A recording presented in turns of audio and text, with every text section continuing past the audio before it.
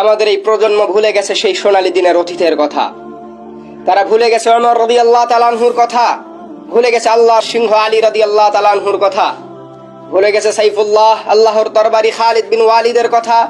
তারা আজ ভুলে গেছে হামজা, মুসআব, যায়েদ বিন হারিসার কথা, যাদের এক হুঙ্কারে কাফেরদের অন্তর ভীত হয়ে যেত, এক আল্লাহু আকবার ধ্বনিতে প্রকম্পিত হতো যুদ্ধের ময়দান। আমাদের প্রজন্ম হার মেনে নিয়েছে পশ্চিমা সভ্যতার কাছে। তাদের শক্তিকে সুপার পাওয়ার মনে করে আমাদের প্রজন্ম ক্লান্ত হয়ে পড়েছে। তারা মনে করে নিয়েছে এটা সম্ভব না, এটা অসম্ভব।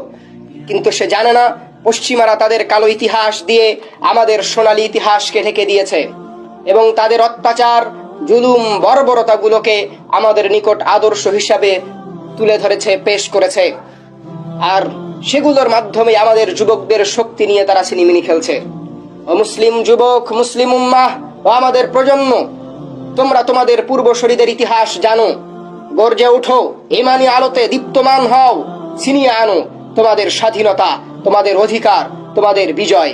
রুখে দাও বাতিলের শক্তি, পরাজয়ের স্বাদ তাদেরকে আস্বাদন করাও, বুঝিয়ে দাও তোমাদের শক্তি।